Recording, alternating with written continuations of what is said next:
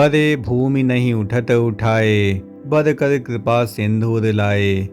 अयोध्या कांड का यह बेहद भावुक कर देने वाला प्रसंग है। जब प्रभु श्री राम लंका विजय करके अयोध्या वापस आते हैं तो संपूर्ण अयोध्या उनका स्वागत करती है। वहीं उनके अनुज भरत बेहद भावुक हो जाते हैं और वे प्रभु श्री राम के आगे दंडवत होते हैं और उठाने पर भी नहीं उठते हैं। तब कृपा सिंधु प्रभु श्री राम उन्हें जबरदस्ती उठा करके अपने हृदय से लगा लेते हैं और इस प्रकार से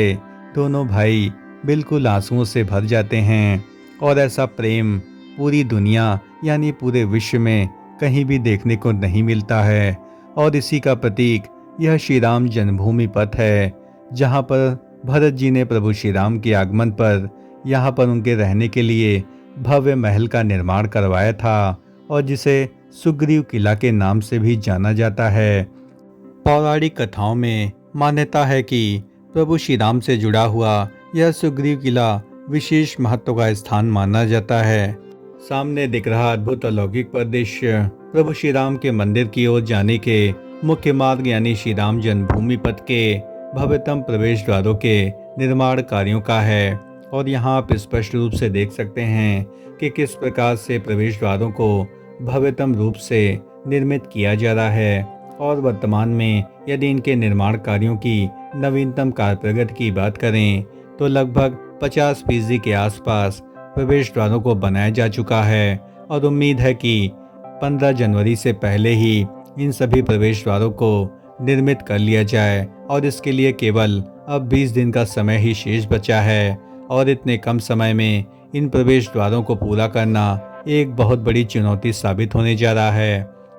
सामने दिख रहे प्रवेश द्वारों को यदि आप ध्यानपूर्वक देखेंगे तो इसके संपूर्ण जो भी स्तंभ हैं उनको मिर्जापुर के बेहतरीन उच्च गुणवत्ता वाले गुलाबी पत्थरों से सजाया और संवारा जा रहा है। और यह लगभग 12-12 मीटर की ऊंचाई के बनाए जा रहे हैं। और इसमें यह भी बात सामने आई है कि स्तंभ के जो मध्य दूरी है वह पहले 20 मीटर तक रखी गई थी, लेकिन इसको बढ़ा करके 30 मीटर किया गया। सामने आप देख सकते हैं कि श्री राम जन्मभूमि पथ के किनारे स्थित दोनों दीवारों को, जिसे रिटेनिंग वॉल का नाम भी दे सकते हैं,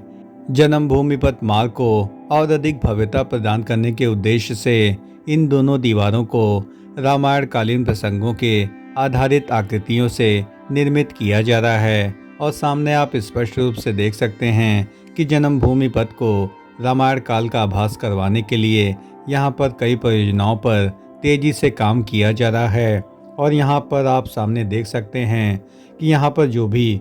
आकृतियाँ बनी हुई हैं वे सभी रामायण प्रसंगों के आधार पर निर्मित की गई हैं। पिंक सैंडस्टोन एवं रेड सैंडस्टोन से निर्मित ये सभी खूबसूरत जो आकृतियाँ हैं यह पहले ही राजस्थान एवं मिर्जापुर से कारीगरों की विशेष टीम द्वारा तराशने के बाद ही इसे राम मंदिर के श्री राम जन्मभूमि पथ परिसर में लाया गया है। और यहीं पर इसको तेजी से लगाया जा रहा है और इसके लिए 15 जनवरी तक का समय शेष है। सामने दिख रही आकृतियों को यदि हम ध्यानपूर्वक देखें तो यह म्यूरल यानी भित्ति कला का सर्वोत्कृष्ट उदाहरण है। और इसे 15x10 फीट यानी इससे बड़े आकार के डिजाइन के निर्माण कार्यों के लिए एक टेंडर प्रक्रिया आवंटित की गई थी और जिसे सफलतापूर्वक करने के बाद ही यहाँ पर इन सभी निर्माण कार्यों को तेजी से आरंभ कर दिया गया। और ये जो आकृतियाँ बनी हुई हैं इसमें विशेष तौर पर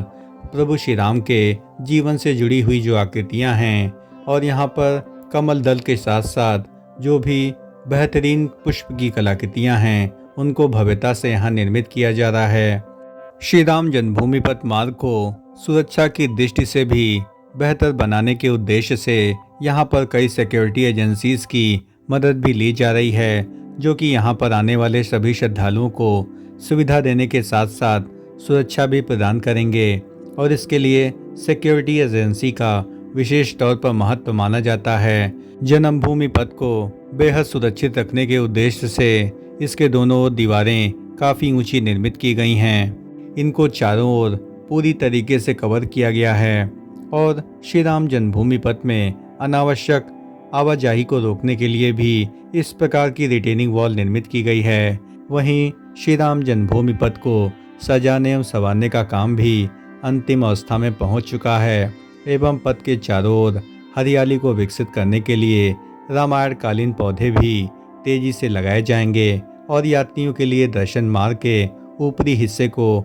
लोहे की जाली और प्लास्टिक से कवर किया जा रहा है, जिसे हम कैनोपी शेड भी कहते हैं। और सामने आप देख सकते हैं कि किस प्रकार से कैनोपी शेड यानी यह वही स्थान है जब प्रभु श्री राम लला के दर्शन करने के लिए बड़ी संख्या में श्रद्धालु इस मार्ग का उपयोग करेंगे और भीषण गर्मी के प्रकोप से बचने के लिए इस प्रकार के कैनोपी शेड का निर्माण कार्य किया गया है। और पहले यह मार्ग पूरी तरीके से बिल्कुल प्लेन निर्मित था, लेकिन आनन फानन में इन सभी कैनोपी शेड का निर्माण कार्य विकास प्राधिकरण एवं लोक निर्माण विभाग की संयुक्त टीम के द्वारा किया गया। श्री राम जन्मभूमि पथ के निर्माण कार्यों में विशेष वैज्ञानिक तकनीक का इस्तेमाल किया जा रहा है और इस सड़क पर नंगे पांव चलने वाले श्रद्धालुओं के अब पांव बिल्कुल भी नहीं चलेंगे और इसे विशेष केमिकल के इस्तेमाल से सड़कों को पूरी तरीके से ठंडा रखा गया है और यह सड़कें इतनी अधिक सुविधाजनक होंगी जिसकी आप कल्पना भी नहीं कर सकते हैं। और इस तरीके की सड़कें राज्य में पहली बार बनवाई जा रही हैं, जो कि विशेष वैज्ञानिक तकनीक द्वारा निर्मित की जा रही हैं। दोस्तों, प्रभु श्री राम के मंदिर की ओर जाने वाले सबसे मुख्य मार्गों में से एक श्री राम जन्मभूमि पथ के भव्यतम निर्माण कार्यों के विषय में हमारे द्वारा दी गई जानकारी यदि आपको जरा भी पसंद आई हो तो इस चैनल का हृदय से समर्थन करें, इस चैनल को लाइक करें, शेयर करें एवं सब्सक्राइब करें और कमेंट बॉक्स में जय श्री राम जरूर लिखें। सामने आप देख सकते हैं कि यह अमावा राम मंदिर का अद्भुत परिदृश्य आपको दिख रहा होगा और यहीं पर सीता रसोई का संचालन किया जाता है और यहाँ पर आने वाले हजारों श्रद्धालुओं को निःशुल्क भोजन की व्यवस्था की जाती है। और वर्तमान में श्री राम जन्मभूमि ट्रस्ट ने अभी निःशुल्क भोजन की व्यवस्था नहीं की है, लेकिन वैकल्पिक तौर पर यहाँ पर पटना के महावीर मंदिर के किशोर कुडाल जी की मदद से अमावा राम मंदिर हजारों श्रद्धालुओं को निःशुल्क भोजन विगत 3 से 4 वर्षों से लगातार प्रदान कर रहा है, जो कि साधुवाद के पात्र हैं। श्री राम जन्मभूमि पथ मार्ग का यह बिल्कुल अंतिम छोर है और इसके ठीक सामने ही प्रभु श्री राम के दिव्य अलौकिक मंदिर का भव्यतम निर्माण कार्य चल रहा है और वर्तमान में राम मंदिर के परकोटे का निर्माण कार्य युद्ध स्तर पर किया जा रहा है। और जब इन निर्माण कार्यों को पूर्ण कर लिया जाएगा तो इस मार्ग को भी पूरी तरीके से खोल दिया जाएगा और यहाँ पर भी एक भव्य प्रवेश द्वार निर्मित करने की योजना बनाई जा रही है ताकि राम मंदिर को और अधिक भव्यता प्रदान की जा सके। और इस मार्ग को त्रेता युगीन स्वरूप में निर्मित करने के लिए अनेक प्रकार के प्रयास किए जा रहे हैं और जिसमें म्यूरल पेंटिंग, कैनोपी शेड, भव्य प्रवेश द्वार के साथ साथ यहाँ पर जो भी रोडें निर्मित हो रही हैं वह अद्भुत वैज्ञानिक तकनीकों से युक्त हैं, जो कि सभी श्रद्धालुओं को काफ़ी अधिक सुविधा देने वाली होंगी। और इसमें यह भी जानकारी सामने आ रही है कि यहाँ पर सबसे अधिक भीड़ होने की वजह से श्रद्धालुओं को घंटों तक राम मंदिर के दर्शन का इंतजार करना पड़ सकता है। और इन्हीं सुविधाओं को देखते हुए कैनोपी शेड में अनेक प्रकार की सीट भी लगाई जाएगी और श्रद्धालुओं के आराम करने की व्यवस्था भी की जा रही है ताकि प्रभु श्री राम लला के दर्शन के लिए श्रद्धालुओं को किसी भी प्रकार की समस्या का सामना न करना पड़े और उन्हें प्रभु श्री राम के दिव्य रूप के दर्शन हों। और आपको पूर्व विदित होगा कि जब भी आप अयोध्या आते थे तो पतली गलियों से आपको रामलला के दर्शन के लिए जाना होता था, लेकिन अब यह समस्या पूरी तरीके से दूर कर ली गई है और श्री राम मंदिर की ओर जाने वाले सभी मार्गों को चौड़ा किया जा चुका है। अब बड़े ही सुगम तरीके से सभी राम भक्त रामलला के दर्शन आसानी से कर सकेंगे। और मैंने आपको पूर्वज जानकारी दी थी कि राम मंदिर जाने के लिए श्री राम जन्मभूमि पथ के साथ साथ